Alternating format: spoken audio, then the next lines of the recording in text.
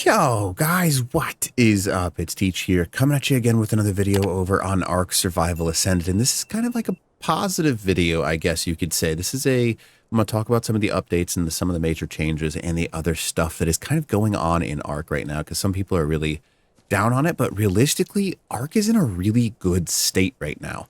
And that's not like me making something up. They've fixed a lot of the major issues that have been plaguing the new ASA mode.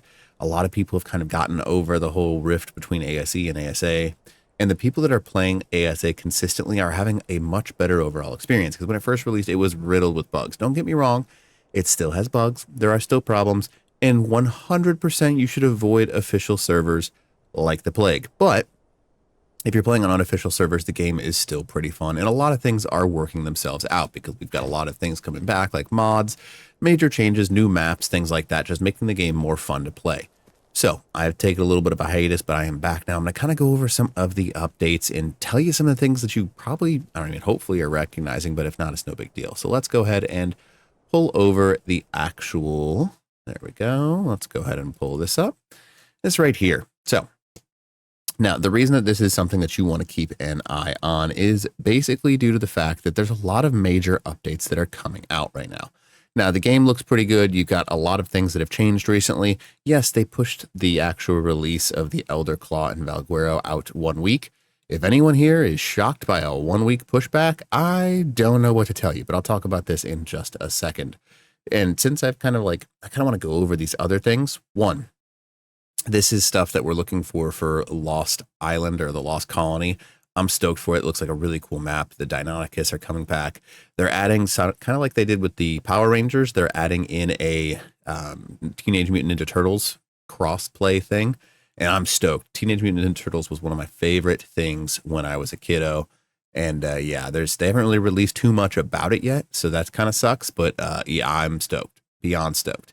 And then I don't know if anyone's noticed this, but recently what they've been doing is they've been using these spotlight mods or mod spotlights, and they've been adding them to the base game. So something you might want to keep an eye on is this right here is kind of adding attachments to weapons. I think that's a really cool idea, and I think that's not a hard thing for Ark to do, and it would be super cool if they worked something like this into the game. Now, obviously, this is something that's not guaranteed that they're going to do, but Advanced Weapons Premium, when they start to show these mods like this is when it comes out and becomes part of the base game as like a late time edition. One of these genuinely could be in it. For those of you that are like, no, you're lying, Teach. Okay, well, the actual mod that a lot of people love, the Tech Vault now, that was a mod, and a paid-for mod, literally like a month before they released it in the regular game. They like hard just shoved it into the regular game, which is cool. I think it's awesome they're adding mods because the community is so good at creating content. You might as well use the community. The more you add to the game, the more it changes it, the more stuff becomes fun again. So that's just a quick thing I wanted to bring up because some people aren't really recognizing that's a thing. Not only do we have the Teenage Mutant Ninja Turtles thing coming up soon, inside of basically once Valguero releases, there's going to be a huge number of bugs for that first week. Hopefully they fix them in the first week or so, but there's going to be a ton of content that gets released, from the Teenage Mutant Ninja Turtles thing to the Deinonychus to the new Mega Raptor reveal. If you haven't seen the Mega Raptor, it's super sick looking. So I like that a lot. I think it's going to be cool. This looks a little bit different than the normal, so I'm hoping that there's maybe some skins that they add, and I don't know, we'll see. But the Mega Raptor looks really cool. I don't know if it's somehow attracted to fire. Usually they give us some hints in these kinds of things, how to tame it. But they didn't really do it in this one. Now, the other thing that I want people to recognize as well, they are doing Extra Life. I don't like how they're not kind of, how do I say this without sounding too offensive? I don't like how they're doing it this year because it's just a donation pool instead of actually giving something back.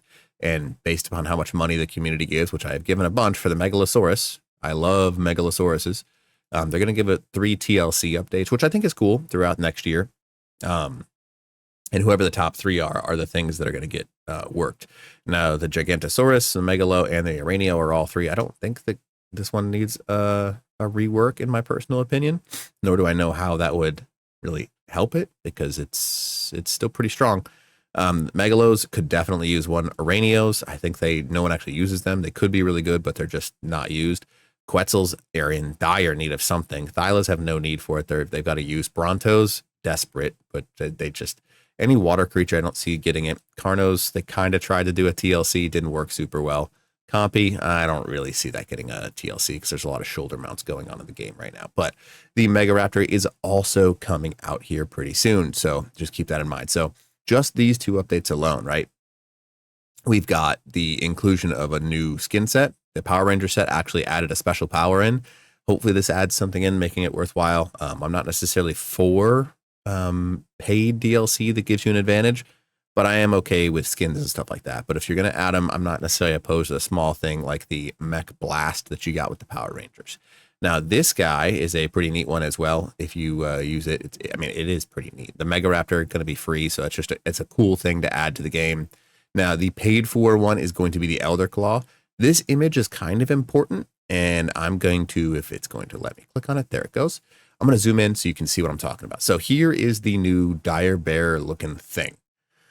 Now, this is where it's interesting, right?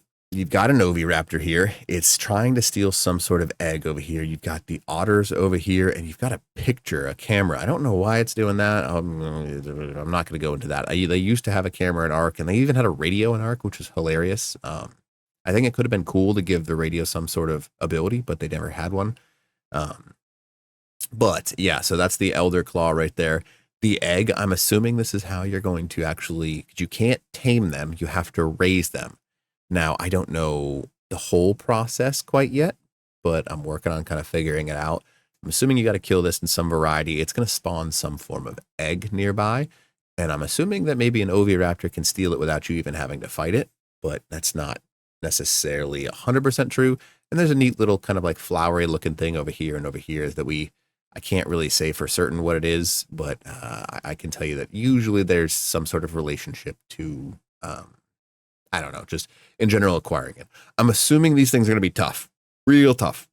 Maybe not kind of like the Giganotosaurus where it's like you fight it in the wild and you're hosed, but if you fight it it loses 3 times its stats. I'm assuming it's going to be like 2 or 3x stats. And then when you have one, it'll be like the half of those stats, but I think it could be really good. So keep that in mind. They are releasing it on October 7th instead of 2 days from now, which they had planned originally. So kind of cool that they're doing that. Now, everyone, for you guys are like, oh, I can't even believe it's Ark. I'm shocked they're not delaying this like 2 years. I don't know if anyone remembers. Ark 2 was announced in 2020. 2020 was when Ark 2 was announced. Yeah, it's been 5 years, dude. So anyways, take that for what you will. Some more cool cross-platform spotlights. You can see that this might be the kind of thought process that there's the Pyromane getting shredded by some sort of ice creature. They're going to have some sort of fantastic tame inside of this that's not the Elder Claw. Don't know what it is, but they've been doing that kind of stuff. It genuinely might just be this right there. But we'll see. There will be, there's going to be some changes. But, I showed you earlier, but the Giganotosaurus, Megalo, and Aranio seem to be holding place. Quetzal's number 4, and if they get enough for the 120 milestone, they're going to add a 4th TLC in there. I don't think anything underneath this needs it. Anki could be cool. I think the Anki could be a cool thing because it's largely, they are making some major changes to Ankis, but I don't think it's going to get enough votes. These 4 would be really cool changes to see those. But that's kind of just, that's what I think. So there you go. But November 7th, 14th, 21st, and 28th will be all your winners. You can see this from October 31st to November 10th is going to be the actual Extra Life event with taming, breeding, imprinting, experience, and harvesting. AKA October through November is going to be a major kind of season for Ark. Just due to the fact that you've got Valguero coming out. I know they've kind of released a statement where they're pushing back Lost Colony. So keep that in mind. So Lost Colony is going to get pushed back a little bit there.